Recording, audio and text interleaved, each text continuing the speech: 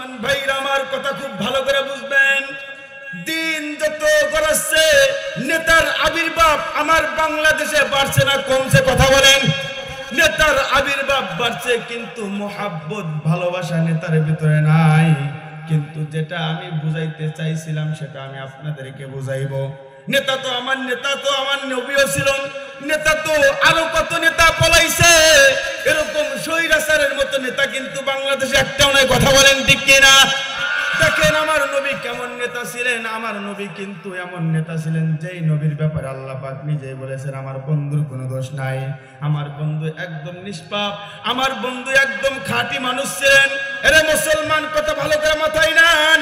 দেখবেন অনেক মানুষ এখানে রয়েছে, কথাগুলো খুব ভালো করে বুঝবেন।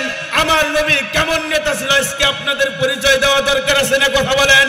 কিন্তু আমার নবী একটা কথা, আমার নবী দেখতেন আরো তো দুনিয়ার ভিতরে নেতা আছে, দেখবেন প্রত্যেকটা নেতা কেমন ভাবে প্রতিযোগিতা করে, কে কার চাইতে বড় হওয়া যায়, কে কার চাইতে বেশি ইনকাম করা যায়। কিন্তু আমার নবী বলেন আমি দেখতাম আমি নেতা হওয়ার পরে আমার কোন সাহাবী আর কোন ছোট ছোট নেতা ক্ষুধার্ত রয়েছে। ঠিক কিনা?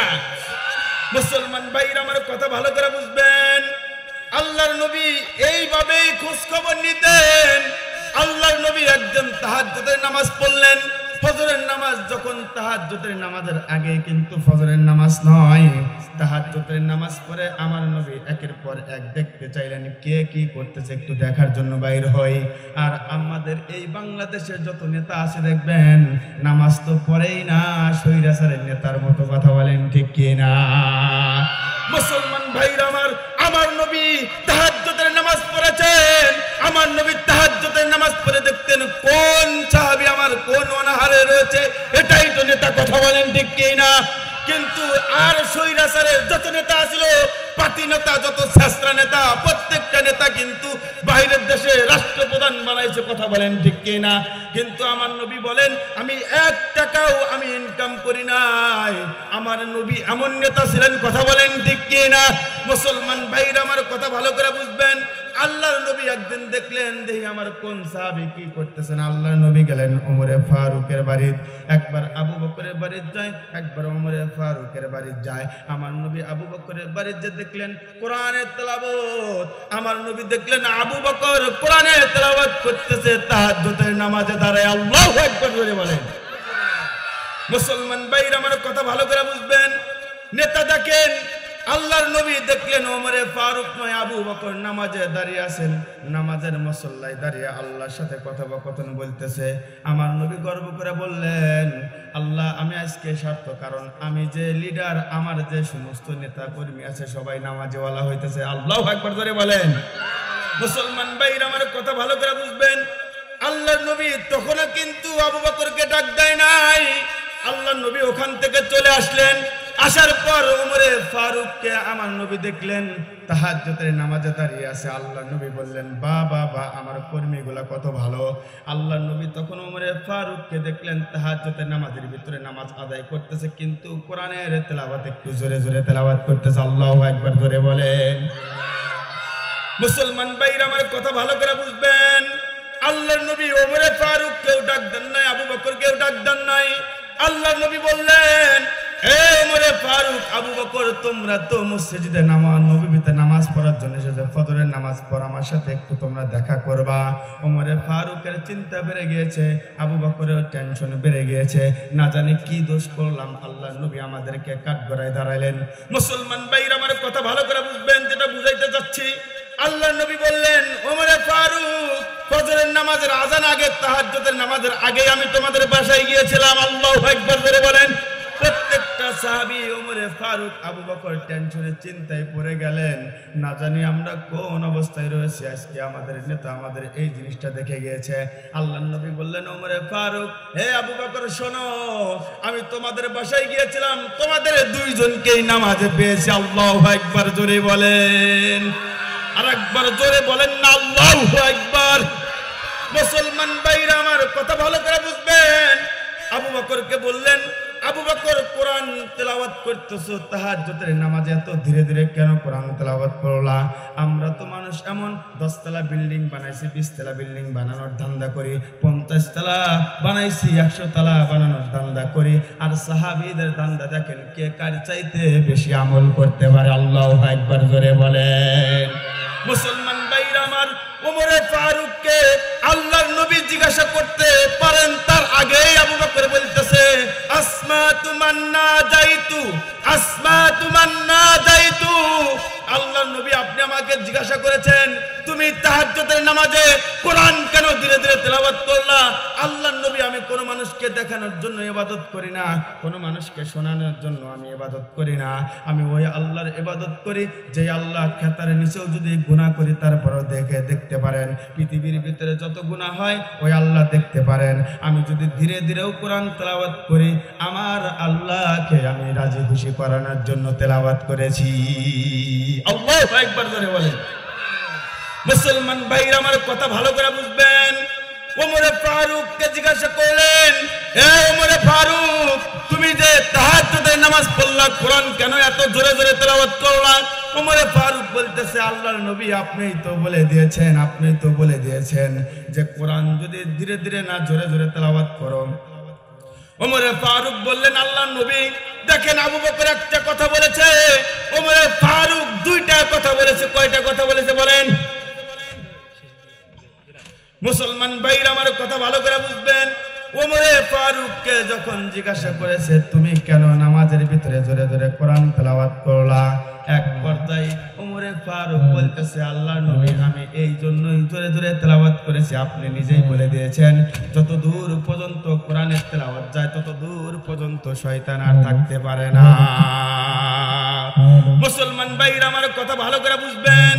ওমরে ফারুক আর একটা কথা বললেন আল্লাহর নবী আমি তো মানুষকে জাগ্রত করার জন্য কোরআন তেলাওয়াত করেছি, এই জন্য তো জোরে জোরে কোরআন তেলাওয়াত করেছি। আল্লাহর নবী বললেন ওমরে ফারুক শোনো তোমরা দুইজনে মন গড়া প্রশ্নের জবাব দিয়েছো, কিন্তু একটা কথা মনে রাখবা তুমি মন গড়া প্রশ্নের যে জবাব দিলা একটা কথা ভালো করে বুঝবা মন গড়া প্রশ্নের জবাব আমি তোমার থেকে চাই না। জোরে বলেন ঠিক কি না? মুসলমান ভাইরা আমার আল্লাহর নবী বলে দিলেন ওমরে ফারুক আর আবু বকর শোনো আমার কথার ভিতরে তোমাদের কথার ভিতরে কিন্তু কোনো মিল নাই। কোরআন কিন্তু জোরে পড়া যায় না, কোরআন কিন্তু ধীরে পড়াও যায় না। কোরআন একদম তুমি নামাজের ভিতরে কোরআন পড়বা একদম স্বাভাবিক অনুযায়ী। কথা বলেন ঠিক কি না? নেতা কেমন নেতা? যেই রাসূল প্রত্যেকটা সময় প্রত্যেকটা মাঠে ঘাটে কাজ করেছেন তারপরেও কিন্তু নেতাদের কোনোদিন আঘাত দেয় না। কথা বলেন ঠিক কি না? কিন্তু একটা কথা মনে রাখবেন যেই স্বৈরাচার সরকার আমাদের মধ্যে থেকে চলে গিয়েছে এই জালেম আমাদের কোন মানুষকে ইম্পর্টিং কথাও বলতে দেয় না। কথা বলেন ঠিক কি না?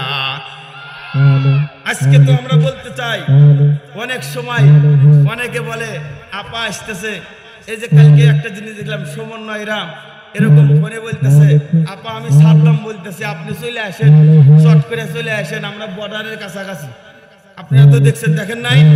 তা আমি বলি আপা তুমি আইসো, আপা তুমি আইসো, তোমাকে আমরা ঠেকাই নাই, তোমার বাবার দেশ তোমার বেটির দেশ, তুমি আইসো।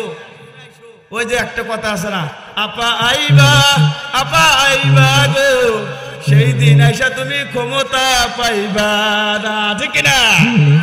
আপা ঠিকই আসবে, আসুক, আপাকে আমরা আসতে বলি, কিন্তু আপা সেই দিন এসে আর কোনো ক্ষমতা পাইব না। আপার গলার ভিতরে দড়ি দেওয়া ঝুলাই রাখবে। কথা বলেন ঠিক কে না?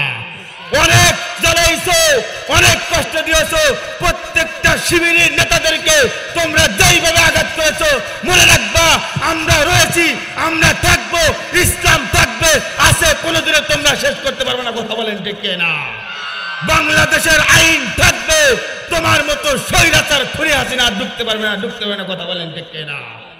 কথাই কথা মনে আসে তুমি ডোনাল্ড ট্রাম্পকে তুমি চিন্তা করতেছো, কথাই কথাই বলছো দেশটা হুজুররা আমেরিকা বানাইতেছে, এখন তো তুমি দেখি তেল মারতে চাও। ডোনাল্ড ট্রাম্পের নাকি বলে মোদির সাথে খুব পরিচয়। আমি বলতে চাই বাংলাদেশে আসবে ডোনাল্ড ট্রাম্প, কিন্তু তোমার মতো খুনি হাসিনা আসতে পারবে না। কথা বলেন ঠিক না? বিগত 50 বছর বলে দিলাম, বিগত 50 বছরের মতো তোমার কোনো পায়ে বাংলাদেশে পড়তে পারে না, পড়তে পারে না। কথা বলেন ঠিক না? খুব জ্বালাইছো, খুব মারধর করেছো, হুজুরদেরকে গলা ধাক্কা দেয় আয়নাঘর পর্যন্ত নিয়ে গেছো। আমরা কিছুই বলি নাই। আমাদের সাইদি সাহেব, আল্লামা সাইদি সাহেবকে তোমরা কঠিন ভাবে শাহাদত বরণ করেছো, কথা বলেন ঠিক কিনা? কিন্তু একটা কথা সাইদি সাহেব আগেই বলেছিল যে এই সরকারের পালানোর সময় হয়ে গেছে, কথা বলেন ঠিক কিনা? আল্লাহর কাছে দোয়া করব আল্লাহ তাআলা আমাদের ওই সাইদি সাহেবের কবরটা জান্নাতের বাগান দিয়ে দেয়, সবাই বলে আমিন। আর একটা ছোট্ট মেসেজ দিয়ে দেয়, সেটা হচ্ছে যারা এই পাতি নেতা, যত ছেঁচড়া নেতা আপনাদের এলাকার পাশে যারা ঘুরঘুর করতেছে, তাদেরকে আপনারা ধৈর্য দিবেন। এই সমস্ত পাতি নেতার নামগুলা লেখা রাস্তার মোড়ে মোড়ে বাজারে মাজারে টানিয়ে দেবেন ওদের নাম, কথা বলেন ঠিক কিনা? কোনো ভয় নাই, এখন ওপেনে কথা বলবো। কে আমাদের কাছ থেকে মাউথ পিস কেড়ে নেবে? এখন শুধু আমরা বলি, অনেকে বলছে খেলা হবে, আমরা তো খেলতে বুঝি, খেলতে রাজি, তোমাদের মতোই নেতা পাই না, কথা বলেন ঠিক কিনা?